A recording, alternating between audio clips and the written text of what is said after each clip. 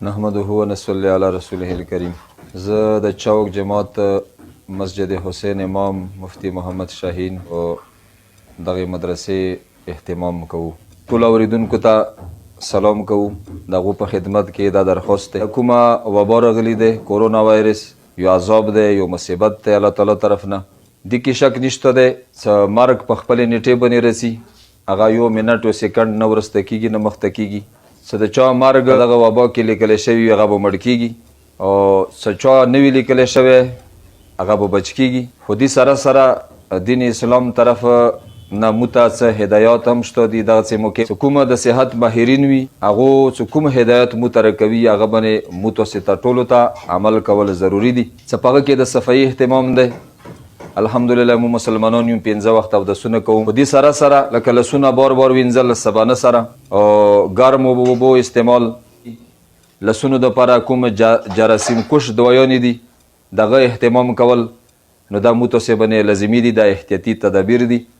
د خپل ځان بچاو مرګ اگر که په خپل نیټې باندې رسی، خو د خپل صحت لحاظ ساتل، د خپل ځان لحاظ ساتل دا متصبنې ضروری دی. نو باید څه د دغو ټولو شیانو اهتمام متوسي وکړو. او بل دا دی چې کوم ګڼ اجتماعات وي په داسې موقعو باندې فرقه بازار کې چوکور وي، را د شي کار د وکړي، بیا داسي سودا د وکړي، نور غیر ضروري همدغه شی ګرځېدل کور نه بهر، همدغه شی ګڼو اجتماعاتو کې شرکت کول دا نه دی په کار. مونځ اهتمام کول دا په خپل ځای باندې دي، سړی د منځه اهتمام کوي، کوشش ته کوي.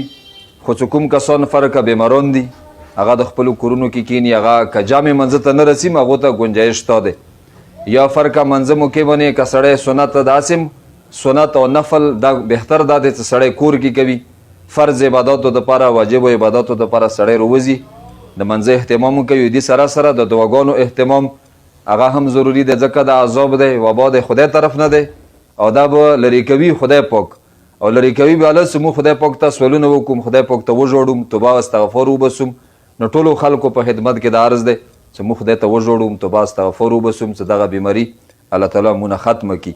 او بل کوم خلک چې دغه بیماري داسې موقع باندې لګیا دي، ډاکټران دي، نور دا کمیټي والا کسان دي، منډه ترډه کوي، د انسان د ژوند بچاو کوي، دغو په خدمت کې دا عرض دی چې که صاحب دغه شي کې مرګ نشته دی، څه خامخا دې کې به مړ کېږي. که د چا مرګ لیکلی وي دغه بیماري نه څوک مړ شو، هغه د شهادت مرګ دی. او د دغه شهادت ارزو تمنا نبی علیہ السلام کړي دی، صحابه کرامو به کوله. نو که څوک په دغه کې فرقه شهیدان شوي دي، الله تعالی دغو شهادت قبول کړي. نور دا دی چې د عام انسان خدمت دی، نو هغه د مبارکباد مستحق دي چې هغو په داسې سختې موقع کې سره د دي چې وسایل نشته دي، اسباب نشته دي، هغو خپله منډه ترړه کوي، د دغو خلکو خدمت کوي، خپل ممکن کوشش کوي چې دغه خلک دغه بیماري نه بچ شي. مو دغو حوصلو ته هم سلام کوم. الله تعالی دغو ته د دې اجر او نیکې بدلې دنیا او آخرت کې ورکړي.